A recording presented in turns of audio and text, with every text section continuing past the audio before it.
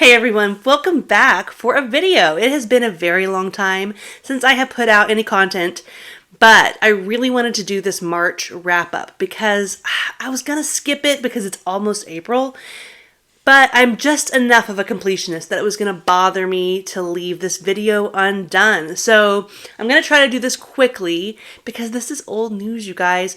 But basically this month has been crazy for me.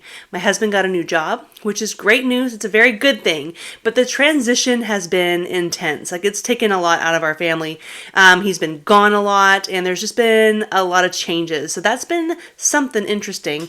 And then my mom had a stroke earlier in this month, and she's doing really well, all things considered. It's kind of a best case scenario situation, but it was a very stressful couple of weeks for me and for all of us. And I'm very thankful that I was able to be there with her and to take care of her. It was my honor and my pleasure because she's always taken such amazing care of me and my siblings and so many people around her that I was just really blessed to be able to be there with her. So thank you to everyone who reached out and was just really supportive of me through that whole time that was scary with my mom. I had so many BookTube friends reach out and say that they were praying for her and they were thinking about us and just really generous with all of their support and friendship. So thank you guys very much for being patient and for just being great friends and a source of support for me. So before I just go on and on and on talking about my personal life, let's talk about some books. I am going to try to get through these pretty quickly because, like I said, it's kind of old news at this point. I have them all stacked up over here, so we're going to go through them in no particular order. So this is not actually a book. This is a sleeve of a little Neil Gaiman collection I have. I've read all of these books now, and they're all awesome. But the book I read this month was the Graveyard book. And I don't have it to show you guys because I left it with my mom for her to borrow because I knew she would really, really like it. And the Graveyard book was so good. So basically it is a retelling of the Jungle Book. But instead of being a boy raised in the jungle by wolves, he is a little boy raised in a graveyard by ghosts. It was such a fun read. It was a good story. It has just enough of that kind of creepy, dark stuff that Neil Gaiman does, but it was also like whimsical and wholesome. And it is a children's book, so I think the audiobook took me maybe 5 hours to listen to. And any Neil Gaiman book is always such a treat for me because he narrates his own books and his narration voice is just so like soothing and comforting. But like I said, he manages to add in just enough of that creepiness that makes all of his books feel like they could be a really, really good Tim Burton movie. And that's just totally my thing. So big thumbs up if you're interested in that type of a vibe when it comes to your books. I recommend it. Very fun. Next up in my stack is The Lies of Locke Lamora. And this has been a bucket list book for me. I've been trying to read this book for years now. And basically it did not disappoint.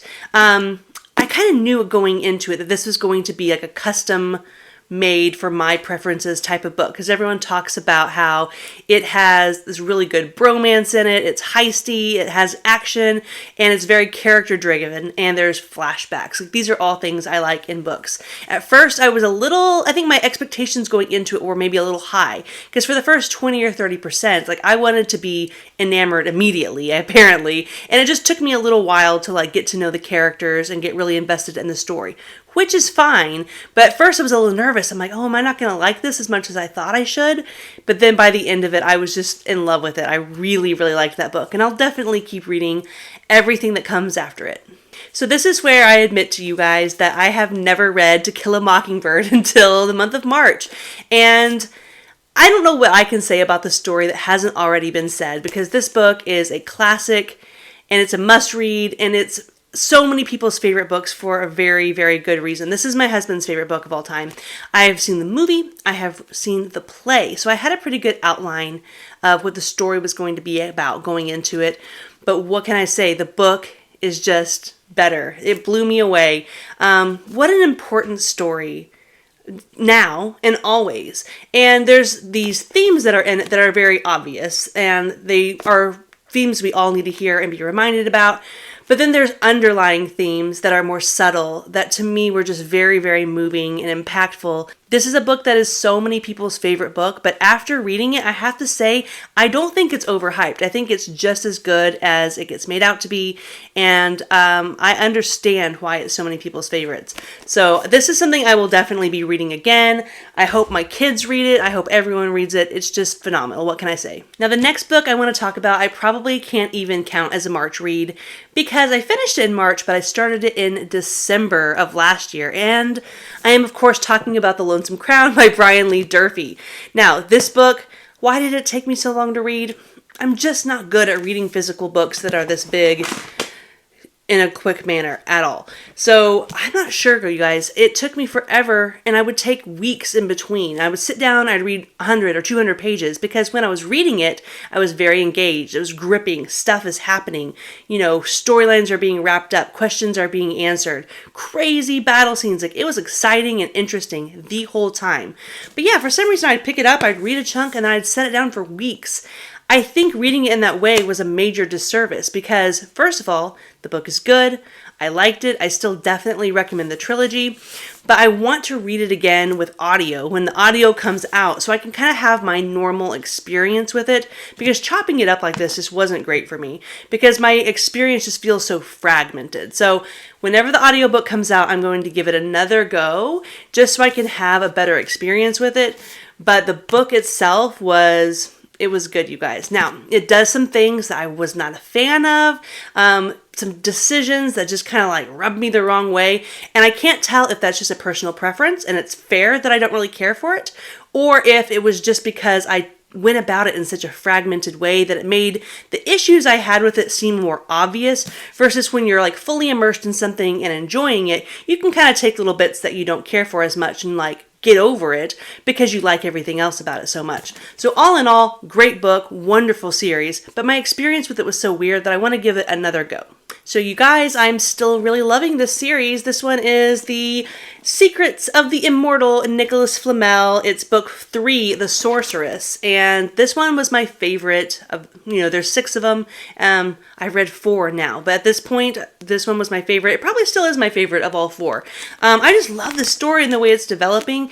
The pacing of it is so snappy because there's 6 books and I'm 4 books in and we're maybe a week and a half into the whole story. So I like stuff like that when you get a big series, but it takes place over a short amount of time and the whole thing is just like nonstop action and you're getting different people's perspectives and getting to see all the different angles. There's enough there to fill up a series, but because it's so snappy, the books read snappy too. So I'm still ringing this bell. I'm still recommending these. Again, not for everybody probably because they are what I would consider middle grade, but as an adult who reads primarily adult fantasy, I'm definitely digging these as well. So check out the series, The Secrets of the Immortal, Nicholas Flamel, if you're looking for something kind of action-packed but lighter that you can slot in between books.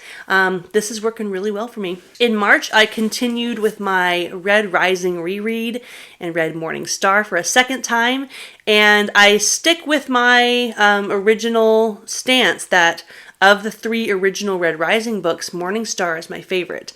Golden Sun is such a great book, but I love Morning Star. There's a certain character that really shines in this particular book, and I am here for it. So I love this series. I've moved on. I've read Iron Gold. I'm really looking forward to reading Dark Age in a couple of days. So I'm really into Red Rising right now. But as far as the original trilogy goes, I still love me Morning Star the most. Before I forget, I did read 2 things on my Kindle. I read The Fall by Ryan Cahill, and is a short story that ties into his big series. And it was really, really good. I enjoyed it. I think it was great to kind of like set the tone and just get me primed and ready to read it. And I'm currently reading book 1 like right now, and I'm very into it. I'm really enjoying it. So happy I started with all of that. And then I also read The Shadow Casket, which is the Chris Wooding book 2 that follows the Ember Blade, and I really liked it. There were times I felt like maybe it was a little too long, which is not something I usually say. Like, I like myself long fantasy books, but there was a few times I caught myself going like, okay, I feel like this is getting a little long. But just like with the Ember Blade, it felt unique, and there were several times I thought something was going to happen, and he just subverted it or tried something different in a great way that really made me go, Okay, like I see what you're doing here. I like it. I think that series' weakest point, if I'm being honest, is probably some of the characters. Only because, like, while I'm reading it, I really like the characters and I feel like they're, dynamic and believable and I like what they have going on. But I found that some of them weren't necessarily memorable. Like it took me like halfway through the book before I could jog my memory to remember where some of these people came from, how they got to be with the group, what their significance was. They just didn't really like sink into my memory like some characters do. Some characters, they live in your heart or you'll never forget them. I think these characters are pretty well written. Like while I'm reading them, I enjoy them. But man, it took me a while to remember, like, who are you again? Where'd you come from? But as far as the story goes and the progression of the plot and what they set up in this book, very impressive, super enjoyable. A little bit of a middle book, but again, just when I thought it would start to like drag or like, oh, I'm not really sure about this storyline, he would switch things up and take a left turn and then bring me right back in. So I'm still big on recommending both the Emberblade and Shadow Casket, and I'm excited to see what he does next. My only recommendation, Chris, if you're watching, we as readers, we want a recap of the book before, especially if it's been several years between books, which is fine. Like, we'll wait, we're patient, we love the story, we're happy for it, but please give me a recap because I didn't want to necessarily have to reread the Emberblade before I got to the Shadow Casket because the Emberblade was great. I loved it, but it's a big, big book. And so it's been a couple years and I just really was hoping for a thorough recap because I think that probably could have cleared up any, confusion I had going into book 2. But I figured it all out and I really liked it and I'm looking forward to book 3 whenever that is. And we will finish up my stack with a couple of rereads. I've been doing a lot of rereads up through March, but I think I'm going to cool it for a while. I read Assassin's Quest, which is book 3 of the Farseer trilogy. And initially I just thought, like, I'm just going to reread all of the Realm of the Elderlings all year long, one a month. But all I really committed to publicly was rereading Farseer, and I'm kind of glad of that because as much as I want to go straight into Live Ship and just keep reading Robin Hobb forever, I do have a lot of fun plans coming up. I had the readathon this month, and then from here on out, I kind of have some loose commitments of books I'd like to read with friends or new series I'd like to start. So it's just nice to know that Live Ship Traders will always be there. I can pick it up whenever I want to, but I am so happy I reread Farseer because, once you finish the whole Realm of the Elderlings, you'll get it. But as soon as I finished that last book, I was like, I've got to reread Farseer specifically. I wanted to read it all, but I knew that Farseer would just have a whole different vibe after having the whole story in my head, and it didn't disappoint. I loved each book in Farseer way more than I loved them the first time around, and I liked them the first time around quite a bit. But I'm a big stan for Assassin's Quest. We all know this. I think this book is brilliant, and it was just even better the second time around. Can't recommend it enough. And then that leaves us with Harry Potter and the Prisoner of Azkaban. I'm continuing with my Harry Potter reread, but I decided to go at the rate of my library audiobook holds because I only own the first 3 books on Audible and the rest I'm just going to get from the library, which is fine, but they have super long wait times. And so I think I still have like another 12 weeks waiting on book 4. So I am going to continue rereading Harry Potter, but just, at whatever pace I can get those audiobooks. But the Prisoner of Azkaban, it just doesn't disappoint. I hate to say which book is my favorite since it's been so long since I've read them, but I really remember Prisoner of Azkaban being one of my favorites, if not my favorite. So it didn't disappoint. I love everything about it. It's such a fun book to read. It's such a fun movie to watch, and I'm just really enjoying my time coming back through this series. So that is everything. I had a great reading month. I'm going to have to go with To Kill a Mockingbird as my book of the month. I know that sounds cliche, but it truly was magnificent. I enjoyed it from the first page until the last, and it just really made an impact. I kind of went into it thinking like, oh yeah, I know this story, Boo Radley, Atticus Finch, like who doesn't? But reading it as an adult and really taking my time with it and just enjoying the story for what it was, the characters for who they were, but also kind of indulging in the themes and the message of the book just was a really, really enjoyable experience. So definitely not something I think is overhyped, and I'm so glad I read it. So thank you guys for watching, and I'll catch you guys really soon with some April wrap-up content and a May TBR, because it's already about that time. So you guys have a great day, and I'll talk to you soon.